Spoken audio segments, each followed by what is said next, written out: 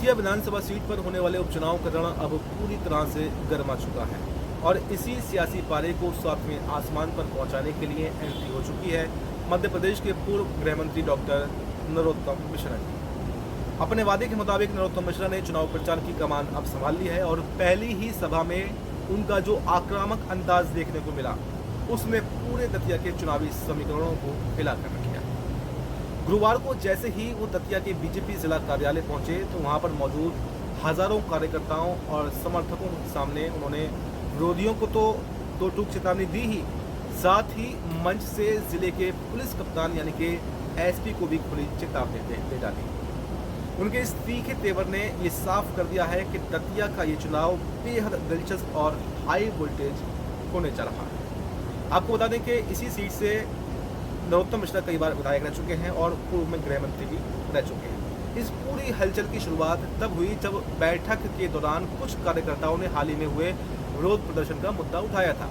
कार्यकर्ताओं ने आरोप लगाया है कि पुलिस ने उन पर लाठीचार्ज किया था और यहां तक कि बीजेपी कार्यालय पर गोली चलाने की भी घटना सामने आई। इस पर डॉक्टर नरोत्तम मिश्रा का गुस्सा सातवें आसमान पर पहुंच गया। उन्होंने बेहद ही तीखी प्रतिक्रिया देते हुए साफ कहा कि भारतीय जनता पार्टी के कार्यालय पर गोली चलाना और कार्यकर्ताओं पर लाठियां बरसाना ये किसी भी कीमत पर ठीक नहीं है। इसका किसी को कोई अधिकार नहीं है, चाहे वो पुलिस ही क्यों ना हो। उन्होंने मंच से एक बहुत ही भारी बात कह दी कि मैं दोस्ती और दुश्मनी दोनों को बहुत अच्छे से याद रखता हूँ। दतिया के इस उपचुनाव में टिकट बंटवारे और अंदरूनी चर्चाओं को लेकर भी नरोत्तम मिश्रा ने स्पष्ट रूप से अपनी बात रखी।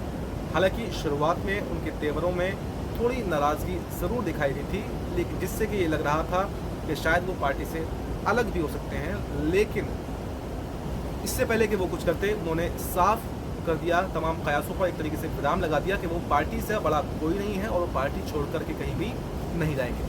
नरोत्तम मिश्रा ने साफ कर दिया कि बीजेपी के प्रत्याशी आशुतोष तिवारी पर पूरी ताकत से और खुलकर उनका समर्थन किया जाएगा।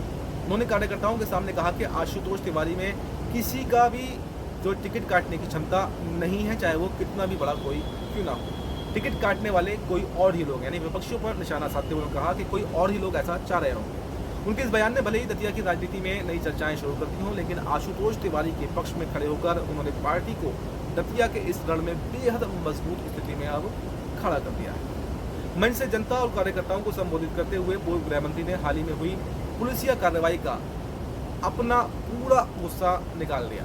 उन्होंने किसी का डर रखे भी नहीं, सीधे जिले के एसपी को मुखातिब करते हुए कहा कि एसपी साहब, मैं भूलने वाला प्राणी नहीं हूं, मुझे सब कुछ अच्छे से याद है।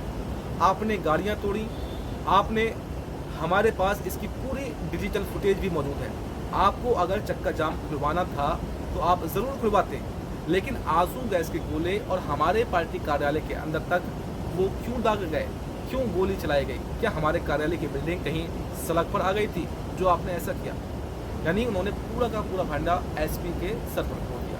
नरोत्तम मिश्रा ने अपने इस कड़े भाषण के जरिए से दतिया के बीजेपी कार्यकर्ताओं के मन में सुरक्षा का एक बहुत बड़ा भरोसा भी पैदा कर दिया। उन्होंने विरोधियों और प्रशासनिक अधिकारियों को कड़ा संदेश देते हुए कहा कि निर्दोष कार्यकर्ताओं पर झूठे केस लादना और उनके साथ में मारपीट करना बर्दाश्त के बाहर है, इसे बिल्कुल भी बर्दाश्त नहीं किया जाएगा।